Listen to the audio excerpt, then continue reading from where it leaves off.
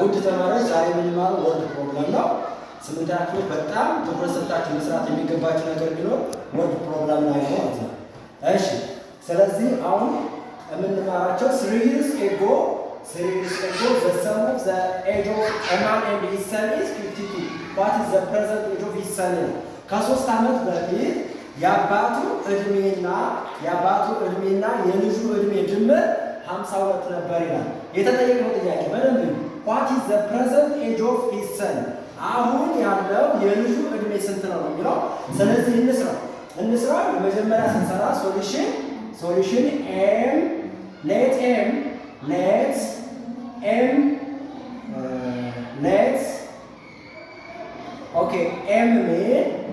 means equal to man and s is equal to son. So m minus 3 plus s minus 3 which is equal to 52. But m which is equal to s plus 18. Look, m plus s minus 6 which is equal to 52. እዚህ ጋር m minus 3 ሲደመር s minus 3 የሚለው m plus 3 minus 6 which is equal to 52. Okay, but m which is equal to s plus 18. Okay, now m plus s which is equal to 52 plus 6. m plus s which is equal to 58. Okay, look. Okay, now we find m here. m which is equal to 58 minus s. Now this one is one equation. This one is the other equation. So this one is substitute from this equation.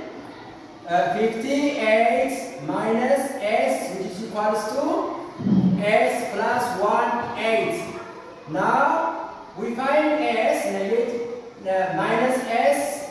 minus s which is equal to a ወደዚህ ሲመጣ ማይነስ ነው የሚሆነው 18 minus 58. Now negative 2s which is equal to negative 40.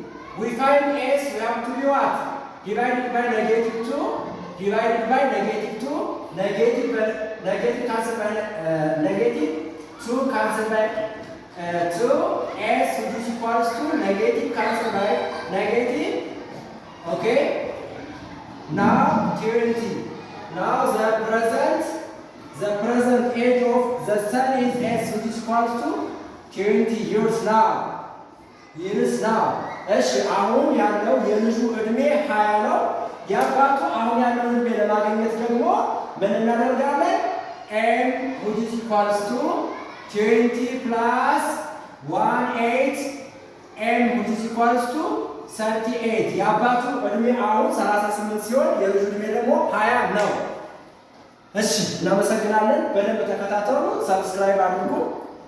የምትጠይቋቸው ጥያቄዎችን በኮሜንት መልክ አስቀምጡልኝ። የተለያዩ ጥያቄዎችን አብረን እንሰራለን።